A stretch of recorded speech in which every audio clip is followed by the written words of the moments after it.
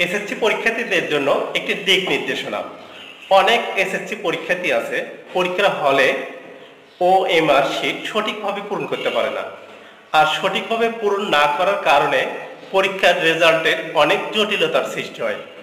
আজ আমি আপনাদেরকে কিভাবে ওএমআর শিট পূরণ করতে হয়, কিভাবে সঠিকভাবে ধৈর্য সহকারে পূরণ করা যায়, সেই বিষয়ে আজ আমি আপনাদেরকে দিক নির্দেশনা দেব। আপনারা সকলেই আমার দিক নির্দেশনাগুলো শুনবেন এবং অনুসরণ করবেন। ভিডিওটি শেষ পর্যন্ত দেখে মতামত দেবেন।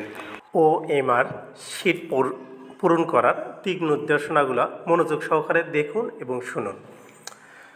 1 নম্বর, ওএমআর শিট পূরণ করার সময় কলম ব্যবহারে সাবধান হতে হবে। বল পয়েন্ট কলম ব্যবহার করতে হবে।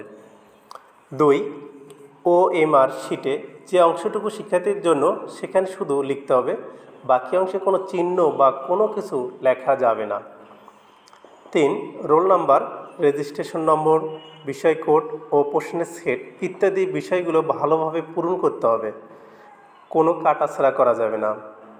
4, সবচেয়ে গুরুত্বপূর্ণ বিষয় হচ্ছে বৃত্ত ভরাট করার সময়ের আগে রোল রেজিস্ট্রেশন নম্বর এর খালি ঘরে লিখে নিতে হবে।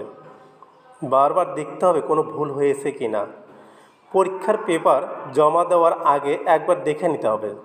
কোনো প্রকার সমস্যার সম্মুখীন হলে কক্ষে দায়িত্বরত শিক্ষককে জানাতে হবে। উত্তরপত্র বা ওএমআর এর কোনো অংশে দাগ দেওয়া যাবে না। ওএমআর শিট কোনো রকম ভাঁজ করা যাবে না, তাহলে মেশিনে সেটা কাজ করবে না। সর্বোপরি কক্ষে দায়িত্বরত শিক্ষকের সাথে সৌহার্দ্যপূর্ণ ব্যবহার করবেন এবং সুন্দরভাবে পরীক্ষা দেবেন। ধন্যবাদ।